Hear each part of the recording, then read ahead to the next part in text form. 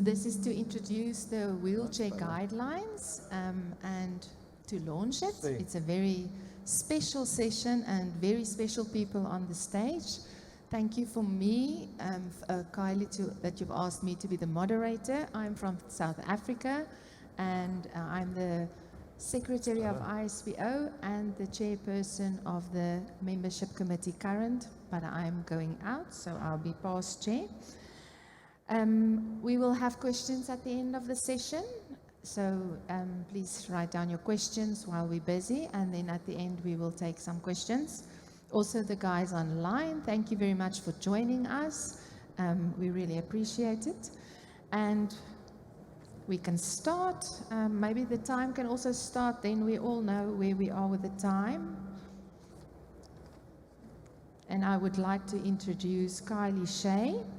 Kylie is the new team lead of the Access to Assistive Technology team at World Health Organization. She has been involved in the wheelchair sector from the perspective of strengthening access to services in low and middle income countries since 1991.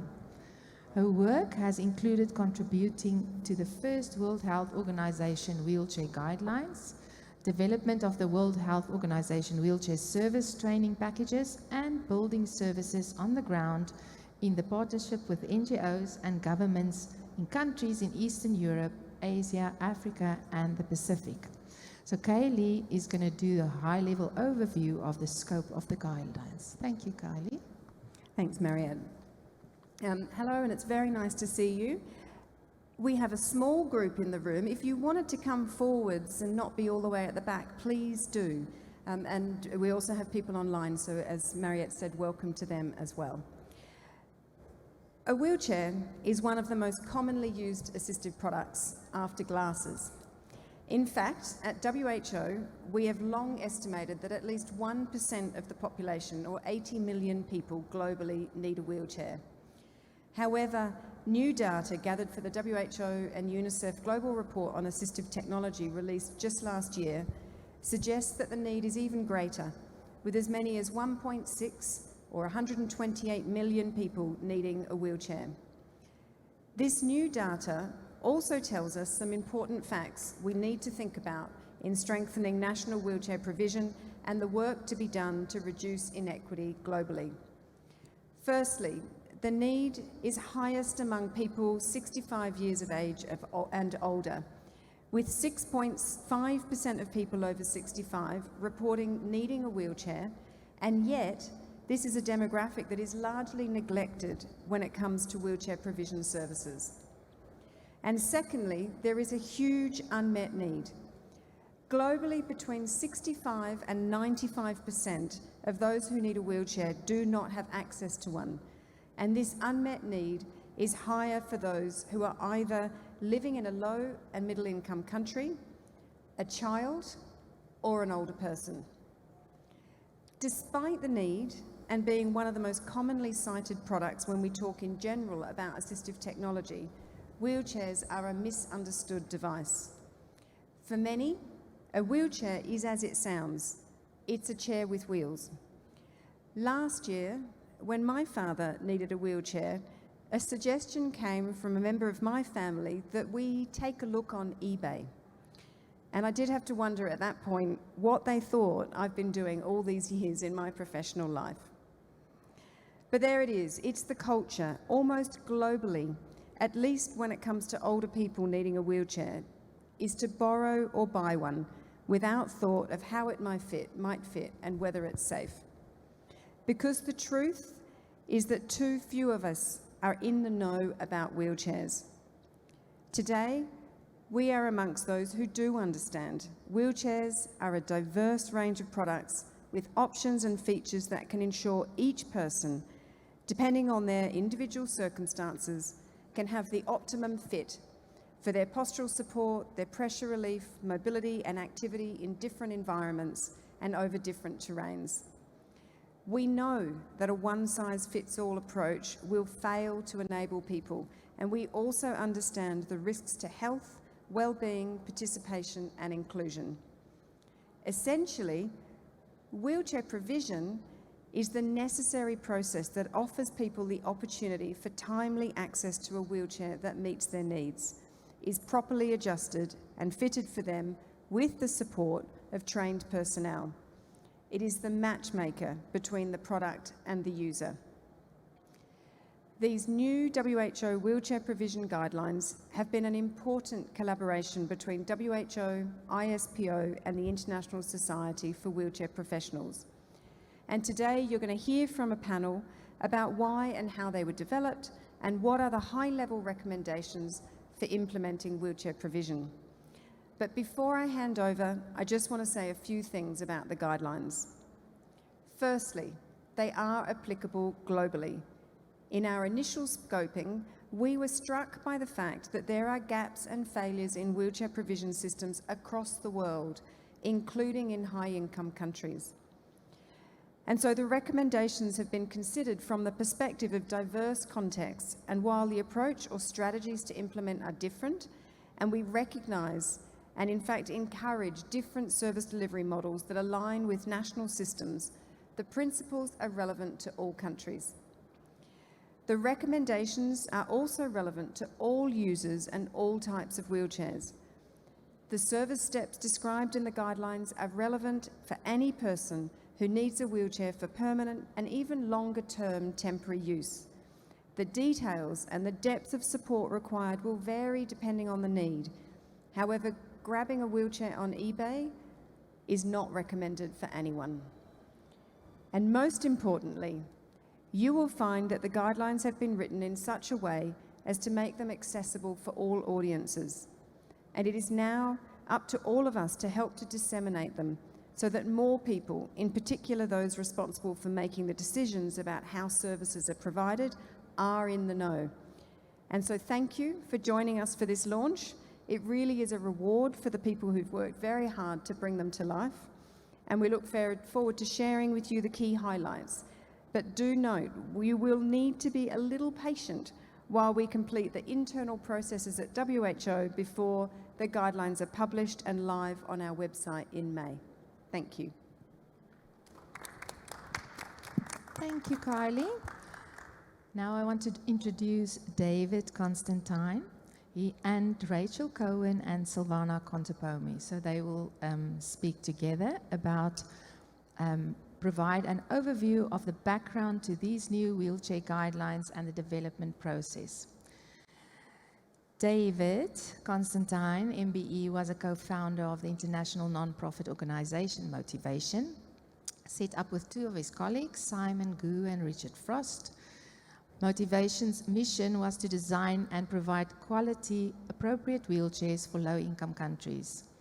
Working in partnership with both local and international organizations, they work globally to raise the standards of wheelchair provision. With 41 years of lived experience of wheelchair use, following a spinal cord injury, David was part of the development committee for the original Wheelchair Consensus Conference in 2006. Which led to the first set of WHO guidelines for the provision of manual wheelchairs in less resource settings in 2008. In his spare time, David takes photographs and paints. David took a number of the portraits that are featured in the guidelines. After David's talk, we have Rachel Cohen, but she's online. So I'll also just tell you a little bit about her.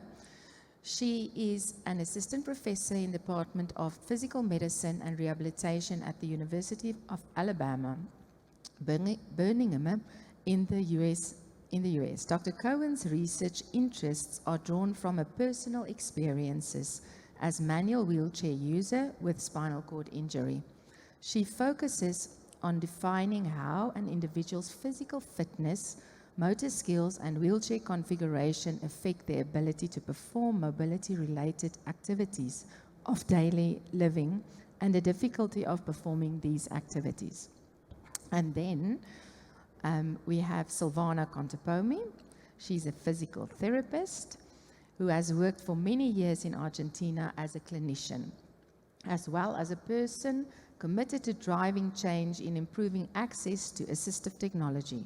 She's an educator and consultant specializing in posture and mobility, and one of the first group of trainers using the WHO wheelchair service training packages to train others.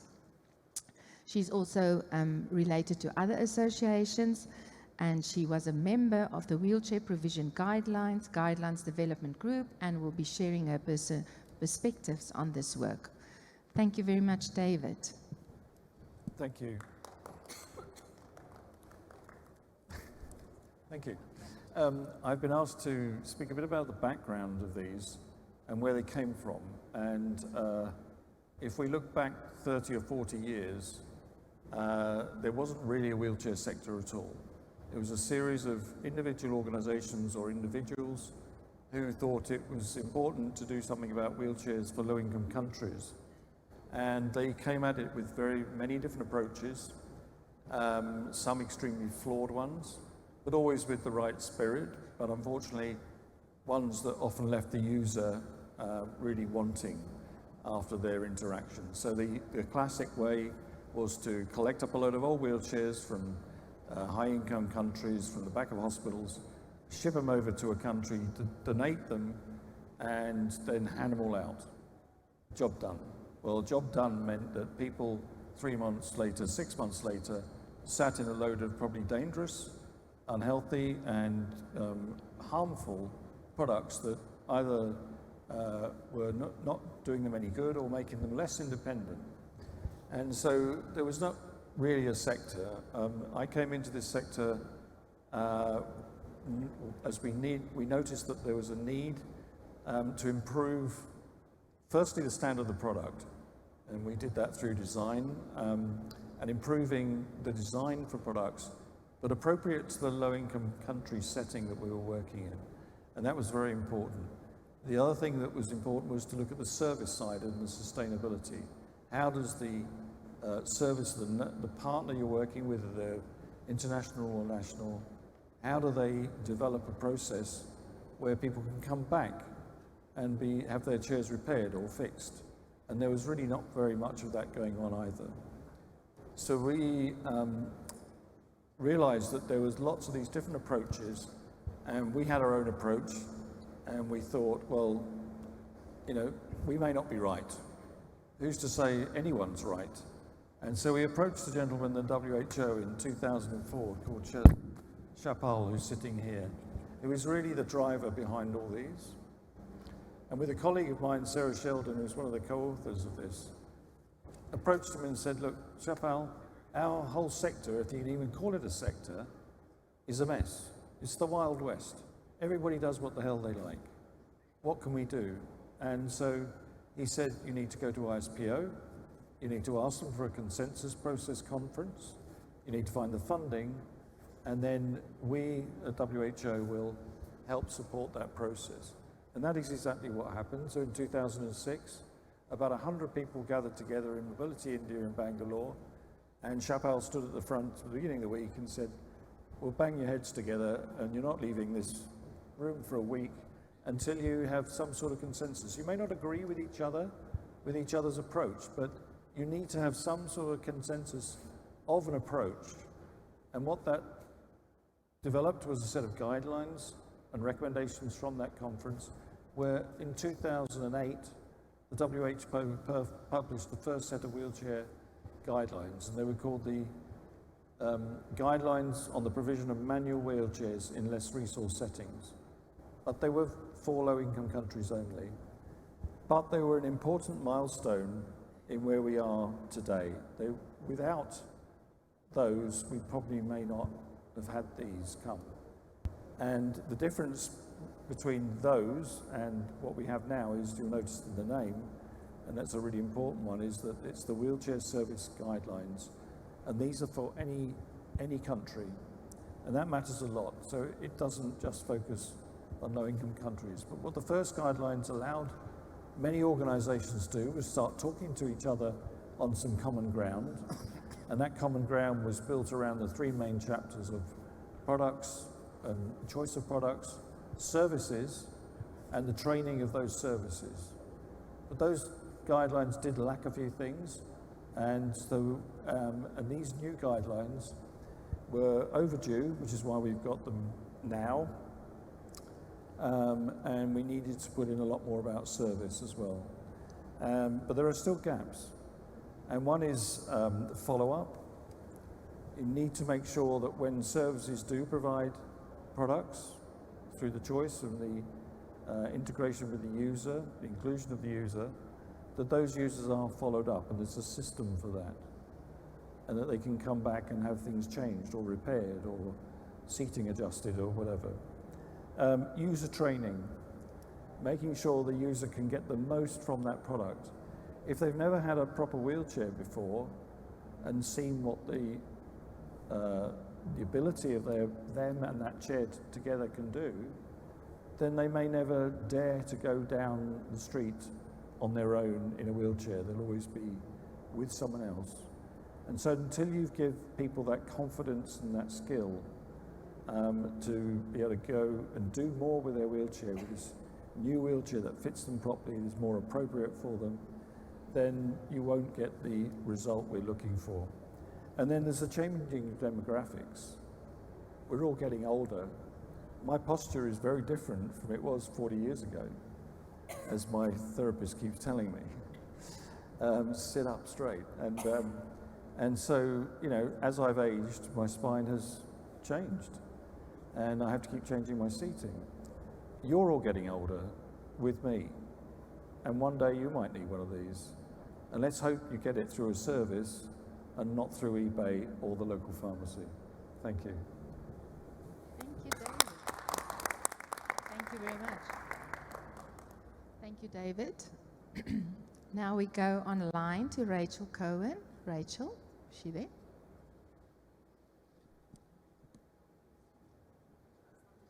Provide an overview. Can you hear me? No, I can just a little. There we go. Can you speak again? No, you're muted. On our side, on your side. No, not my side. There you go. Now we can hear you. Okay. Good. All right. Very good. Thank you, Rachel. Thank you. I appreciate the opportunity to provide an overview of the guideline development process. And I'm sorry I wasn't able to be there with you today.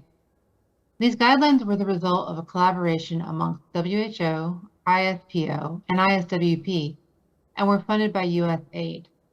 Guideline development at WHO follows a systematic and rigorous process that requires meaningful engagement of all stakeholders. Over 100 individuals participated in development of these guidelines, each with unique and specific roles. At WHO, the steering committee provided technical guidance and support, and the guidelines review committee was responsible for the scientific rigor. External groups included the guideline development group, who were responsible for formulating the guidelines, and the external review group, who ensured clarity and completeness. Observers from sectors involved in wheelchair provision also provided feedback. Finally, consultants like myself were involved in various technical roles. Next slide. While all groups involved were critical to the guideline development process, please advance the slide. Kylie, next slide. The role of the Guideline Development Group, or GDG, was to formulate the recommendation using processes specified by WHO. They ensured the perspective of all stakeholders was represented and that the context-specific concerns of low and high-income countries were considered. The GDG included wheelchair users, wheelchair service providers and program managers, policymakers, and researchers. 69% were from low to middle-income countries, and 43% were mobility product users. Next slide.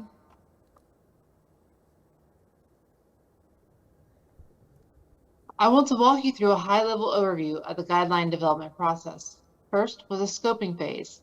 In this phase, the GDG was surveyed and interviewed about the impact of the 2008 guidelines on wheelchair provision in less resource settings, how these earlier guidelines were used, and how frequently target outcomes were achieved. As regards overall guidance, we learned that it was important that the new guidelines be easy to read and that they would be an important advocacy tool. Necessary background information included items such as barriers to wheelchair provision and who was considered a wheelchair user. Finally, key questions about what areas of wheelchair service provision required recommendations was identified. These questions became the basis for the recommendations. Next slide.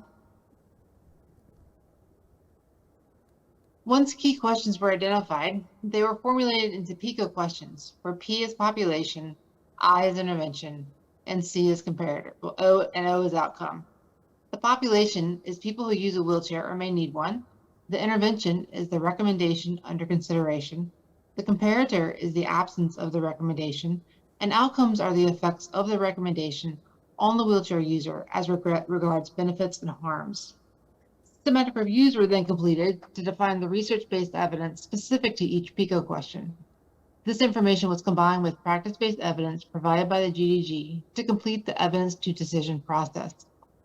The evidence-to-decision process resulted in the recommendation, which will be presented shortly, but also generated a set of research gaps and priorities.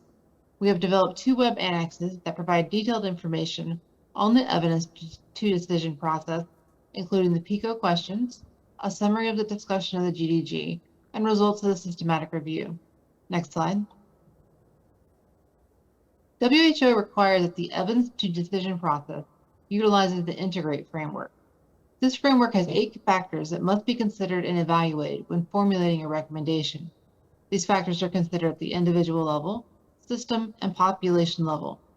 The INTEGRATE framework helps to ensure that the values of WHO are considered during guideline development and helps to ensure that the guidelines are globally relevant and feasible. Next slide. The last thing I want to briefly talk about are the research gaps and priorities that were identified during the evidence-to-decision process. Addressing these gaps in low, middle, and high-income countries is critical to future revisions of these guidelines.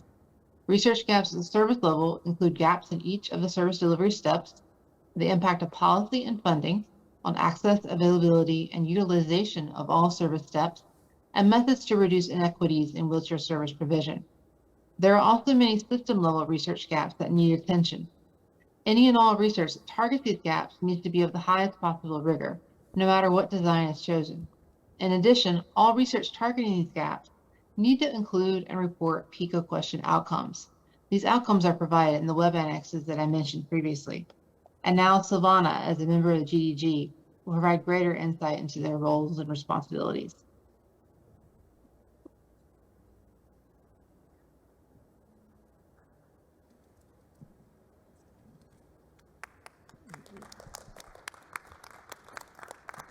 Thank you, Rachel. Well, I'm Silvana, and here to present what Rachel mentioned as the GDG group, the Guidelines Development Group. I was part of it, as well as David.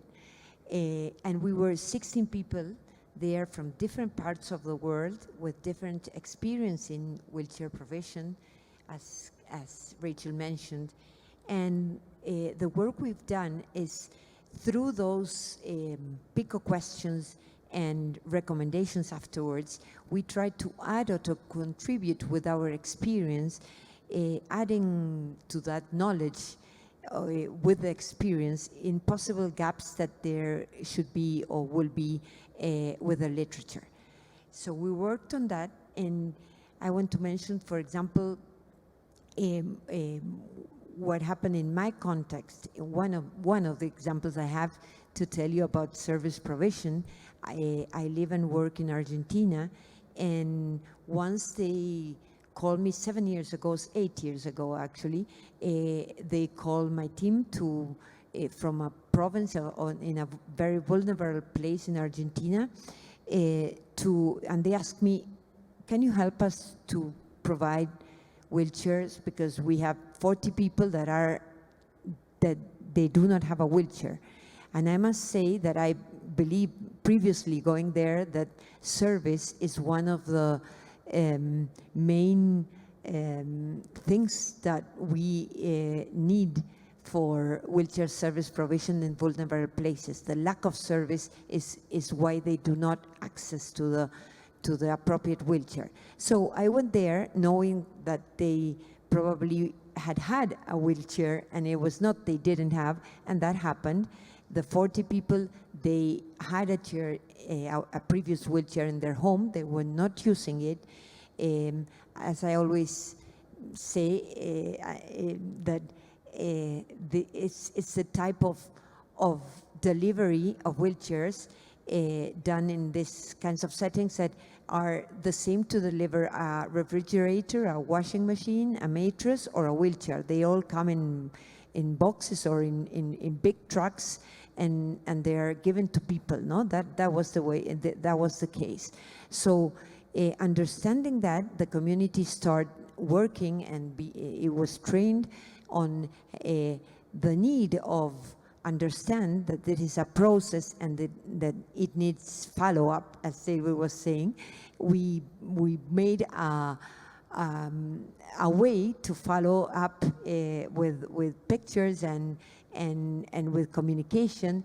And I must say that after these 8 years in that region, all the people have the appropriate wheelchair and they use it, and they've seen the change with introducing with what they had there. Of course, we also would need to improve a little bit the products they were receiving, but the most important improvement we made was the service, understanding that they needed this all this process, the steps of the service. So the evidence we saw there, it was that, as I said, the kind of delivery was not the adequate. And we learned there was many actions being done in that region. Some NGOs, the government, everybody was doing action. And we reflected that action with no guidelines are very dangerous. We have cases that we know the people were hurt with the inappropriate wheelchair, and of course none of them were using the appropriate, so it was ineffective also the way they were doing that actions. But now we have guidelines.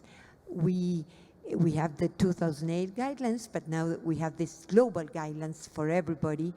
We know with that guidelines also without action, we know that are just knowledge, a very profound knowledge and a lot of work there, desires, hopes.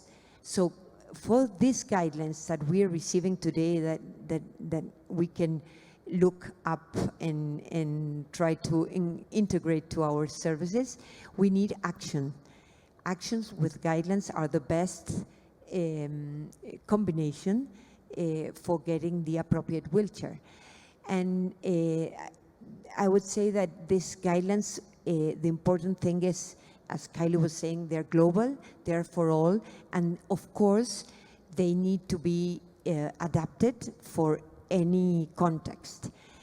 So the proposal we have from the GDG is to go back to your settings, take these guidelines, and see how you can put them alive into the best practice in your own settings. And as I want also to give a message in Spanish in honor to Mexico, that it's the place that is launching this wheelchair guidelines today. So the message is, con estas nuevas normas de provisión de silla de ruedas que propone la Organización Mundial de la Salud, no tenemos excusa para no poder proveer un buen servicio de provisión de silla de ruedas. Es cuestión de integrarlas a lo que estamos haciendo y poder sacar el mejor beneficio para la persona, el usuario, para que llegue a su silla de ruedas apropiadas. Entonces, thank you very much to all of you.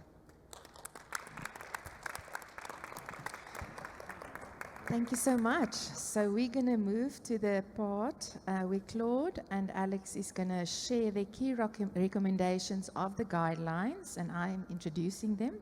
Claude needs no introduction. As the president of ISPO, he will be a very familiar figure to you. However, Claude has been a champion for the provision of wheelchairs as an integral part of any mobility device services for many years. And he is one of the people behind this becoming an ever-increasing area of ISPO's work. And then Alex Kamadou is an occupational therapist and executive director of the International Society of Wheelchair Professionals. He has extensive international experience as a seating therapist and wheelchair service and assistive technology manager, and supported the final review of the wheelchair provision guidelines. Thank you, Claude. Over to you. Thank you. Absolutely. Okay, so I've been asked to, as part of the people that supported, because we were not, ISPO, we were not part of the development group, but we were supporting the process from the side, if I can say. And this is why I'm sitting in front here, is because I'm representing ISPO.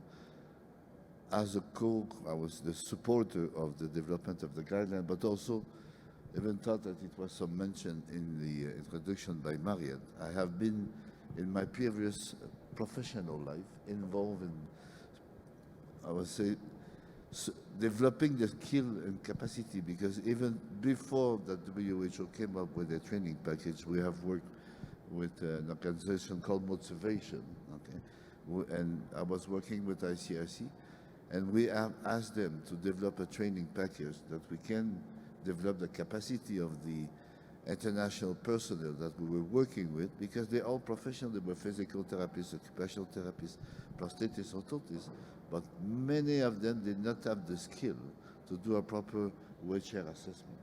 Okay? So we worked with them to develop this package, and we have then after that we were able to support the provision of appropriate services, wheelchair services.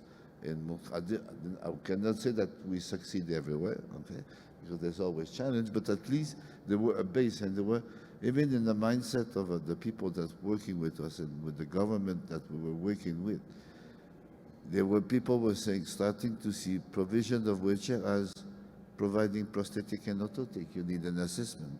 It's an individualized services, okay?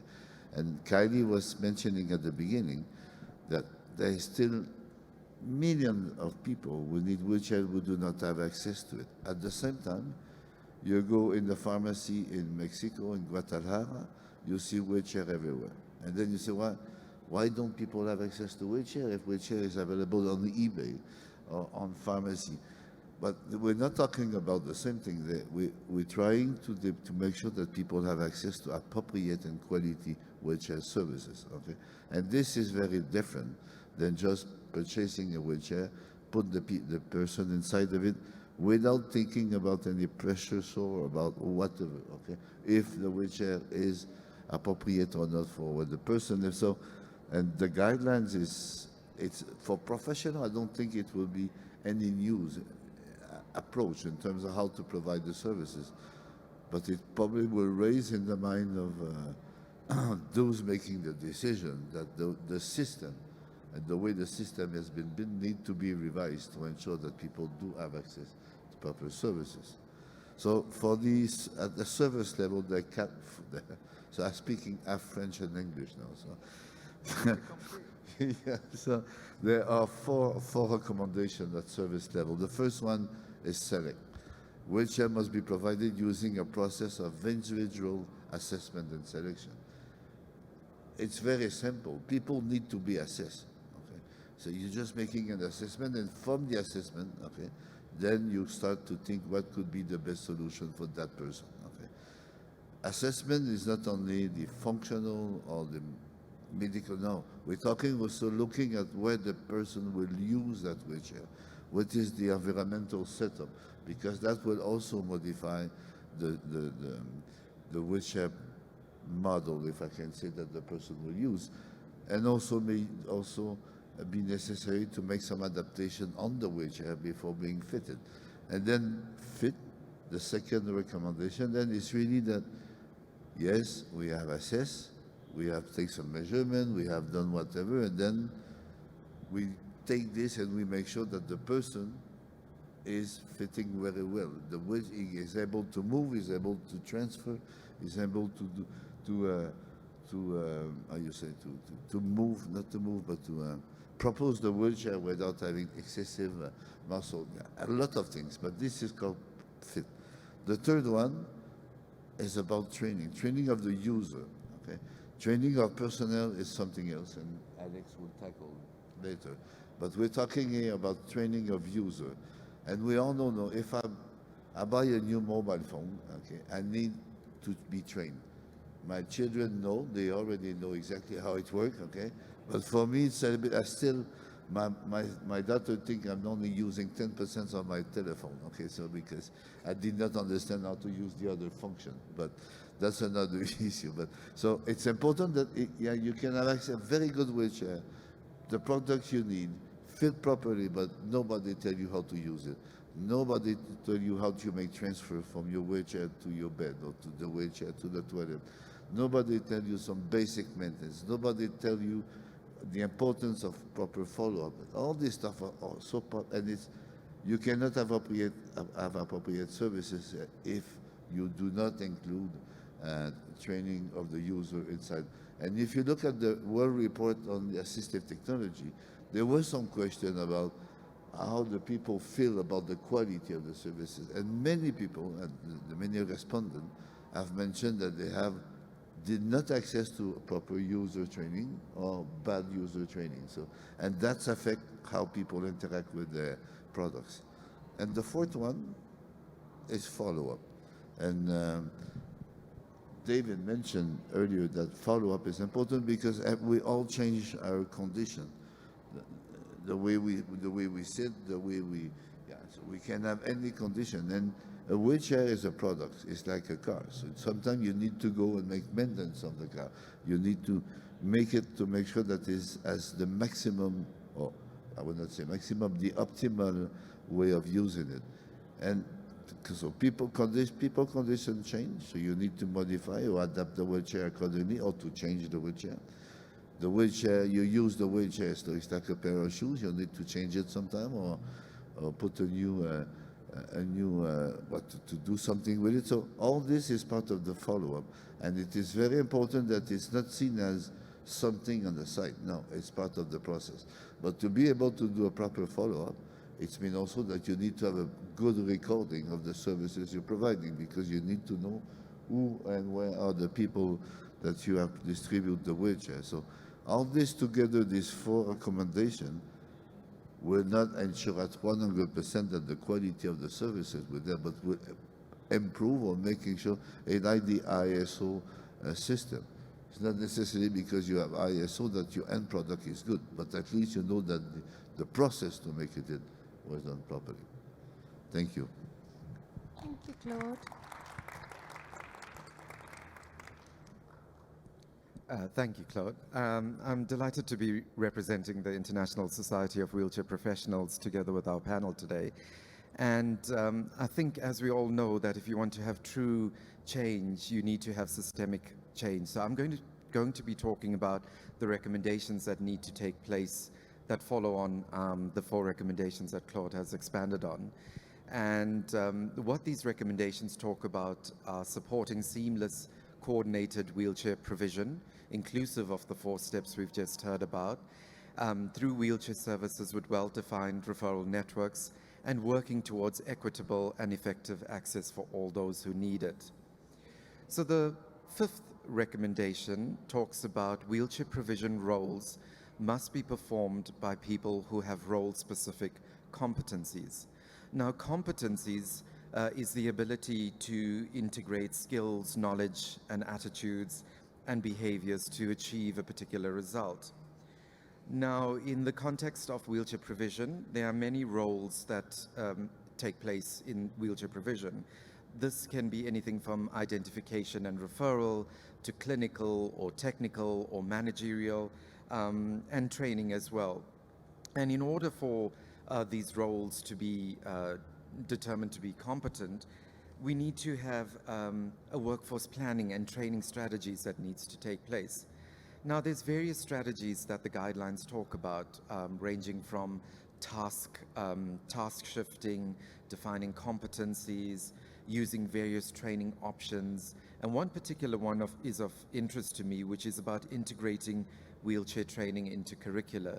Now, ISWP developed the Wheelchair Educators Package, which is an excellent resource for academics who want to integrate wheelchair content into their curricula. And I highly recommend taking a look at this. Recommendation 6 basically states that wheelchair provision, including identification of need, referral, and service delivery, should be seamless and integrated across all levels of health systems and other relevant sectors. Now, seamless in this context is categorized by consistency, continuity, and coordination across primary, secondary, and tertiary levels. And this can be anything from education to vocation, and even social settings. We need to make sure that there is this integration across all the various levels of the sectors. And I think it's fair to say that there are different models that exist. So it's not a one-size-fits-all. We're not saying that each country should develop or produce a wheelchair service overnight. There are different models, and it should be country-specific. So this pyramid is quite well, it demonstrates that, at the bottom level, we have our primary or community level, where the majority of people, for example, those that are elderly, that might require a wheelchair for intermittent use, whereas at the top level, at the tertiary level, we might have someone with a high-level spinal cord injury or a progressive neurological condition. And as we move up the pyramid, you will see that the staff competency equally is varied. And at the top of the pyramid, you want to be seen by individuals that have the highest level of education and competency and development into that training, so that we can issue appropriate equipment at that level. So the final recommendation talks about systematic evaluation. This basically is processes to measure and evaluate the performance of wheelchair provision, and this should be implemented to inform ongoing strengthening of people-centered, equitable access to appropriate wheelchairs. There's quite a famous Peter Drucker quote, which says, if you can't measure it, you can't improve it. And I think this is very fitting for this recommendation. And in the context of this recommendation, when we talk about measurement, this refers to the routine collection of information about service level provision, the users of the service, the personnel that is required to provide the equipment. And in terms of evaluation, this is looking at the equipment that has, the information that has been collected and analyzing it to see whether whether the wheelchair service provision is fit for purpose, whether it is deficient, or whether it exceeds, the standards that have been set. But what we often find in wheelchair services is that the wheelchair provision is deficient. And so strengthening in the context of this recommendation basically is about, changes that wheelchair service providers can make in order to improve the service delivery across the health system. Thank you. Thank you so much, Alex. And now, last but not least, and Chappelle don't want me to talk a lot about him, but you're going to have to wait now. Chappelle began his career in P&O with the Ministry of Health in India in 1994. He joined the World Health Organization, where he worked for 20 years as a champion for change and increased access to assistive technology for all. Chappelle has contributed to develop P&O training guidelines and standards, wheelchair guidelines, and training packages. He retired from the World Health Organization and is now working as a senior advisor. Continue to lead and inspire positive change. Thank you, Thank Chappelle. you. Thank you for the great introduction. Many years ago, my father, he used to run a business of selling these orthopedic appliances in India. So sometimes I used to sit in his clinic, and mostly people used to come with a prescription wheelchair. sometimes one word, sometimes two words. So one evening, somebody came and said, "We have many chairs, can you give us some wheels?" So that was our starting point. 1987, I was hired to set up a orthopedic appliances, prosthetics and orthotics workshop in Kathmandu, Nepal, for a hospital for children. So I went there. They told me, "Look, we have many wheelchairs, but none is working. Can you look into it?" So I went to the storerooms. There are hundreds of wheelchairs. It's a hospital for children, but most wheelchairs were donated from the West for the adults, those hospital famous EJ wheelchairs for these children. So the many third world countries were the dumping ground for this kind of wheelchairs, which doesn't help anyone. So, and even to dispose them of, it was occupying the half of the hospital store space, and they didn't know what to do.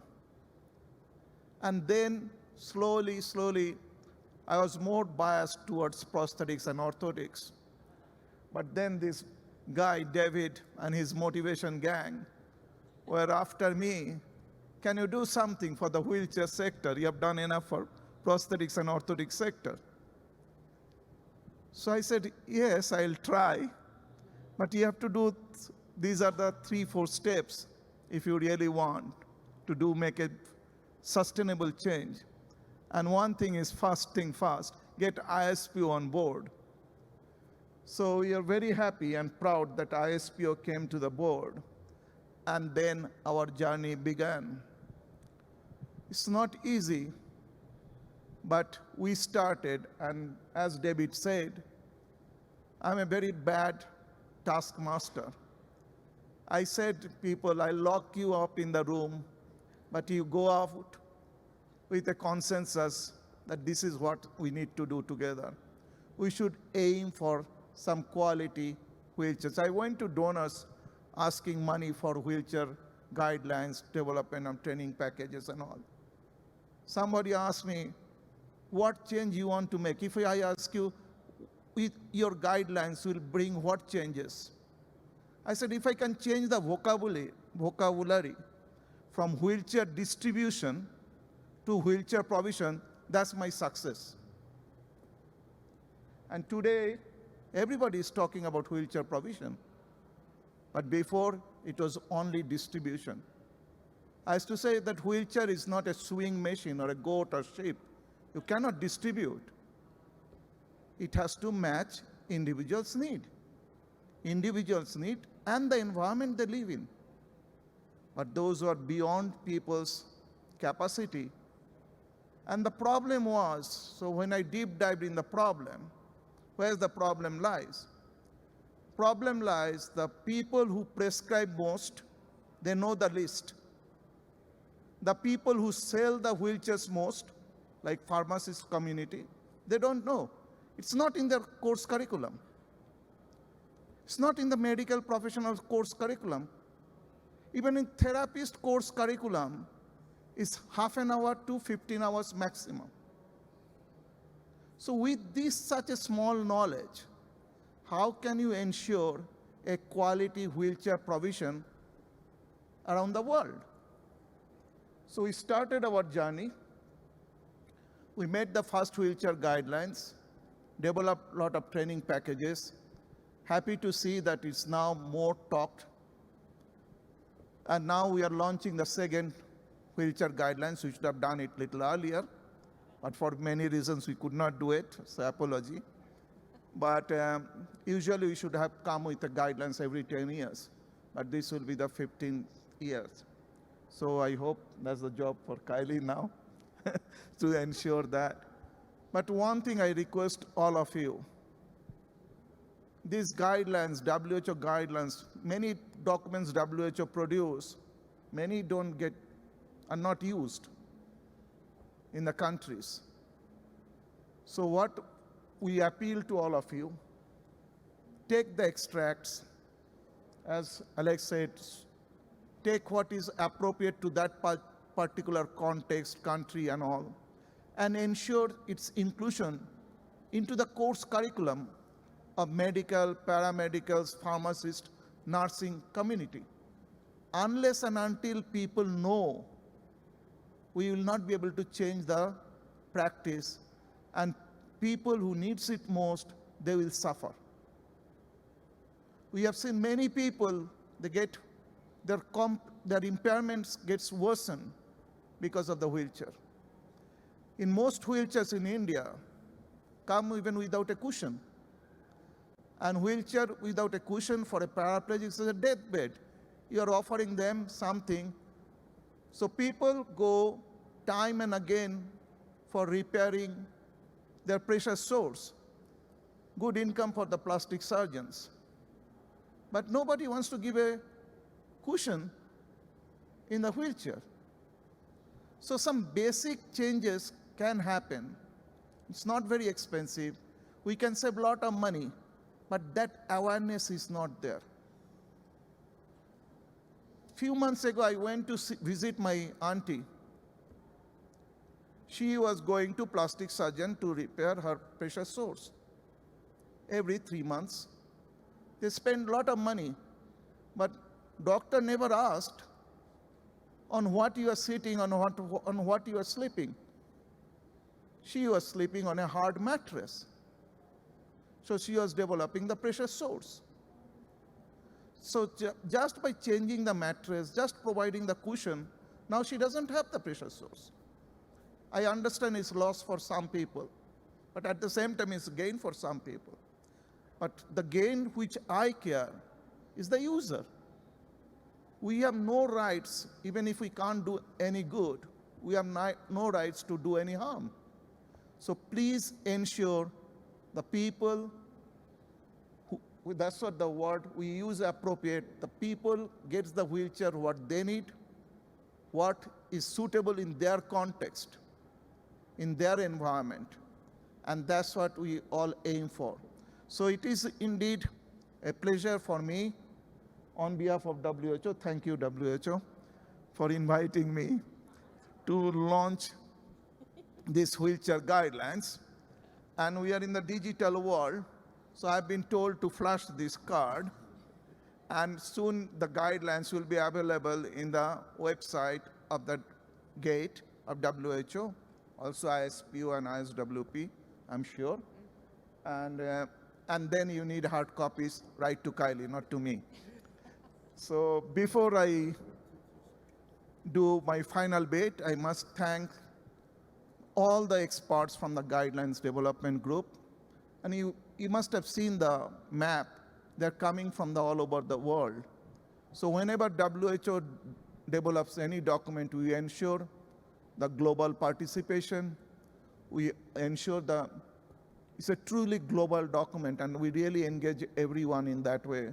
Also like to thank expert review group members, contributors, the authors, and the people who shared their personal stories in these guidelines, and our methodologist, Eddie Lang, and donor USAID. And special thanks to ISPO and ISWP for co-sponsoring this event, and also the co-branding the wheelchair guidelines. So with this, thank you very much. My job is over.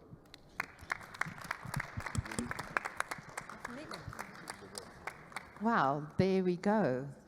So the little pamphlets are on the chairs, and now we can go over to some questions. We have a lot of time, but so if you have a question, you can come to the front, or a comment or any contribution, that will be nice. And maybe there's something online. Kylie, are you looking at the online? Okay, we're checking. There's nothing so far. And Rachel is also sitting there online still. Any comments? Any questions? You can please go to the microphone and stand close to the microphone.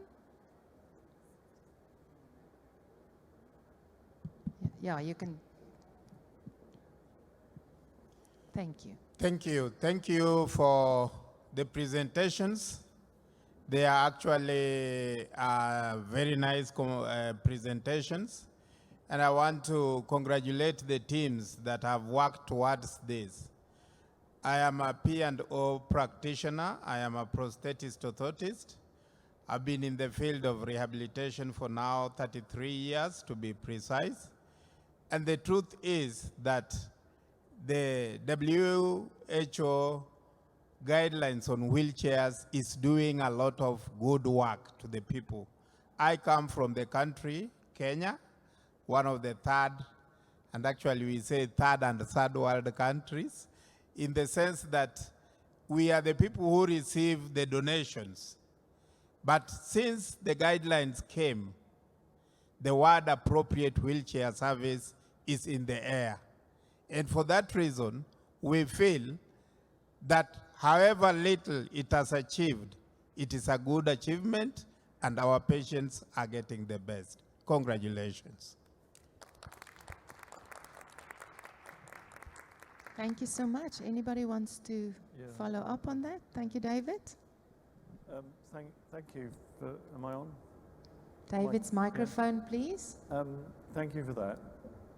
When we were developing the recommendations for the first guidelines, we spent a week in that room in Mobility India, which was Chapal's organization before he joined WHO. And I'd never been through a consensus process before. It's not like coming to ISPO Congress, where you pick and choose the sessions you're interested in. You go through plenaries and presentations, and you all get sent away to discuss 3 questions. And you come back with answers, and then a consensus is built from that. There's a fascinating process. But on one day, I think it was the Tuesday or the Wednesday, we had a long, very tedious, and very stimulating, and quite, I wouldn't say antagonistic, but fraught conversation one day, where we came up with a definition.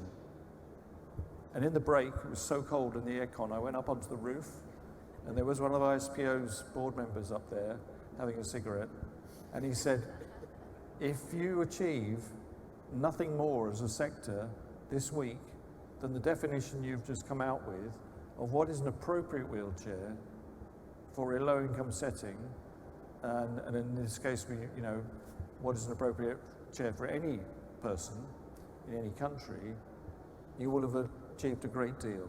And I thought, oh, is that all?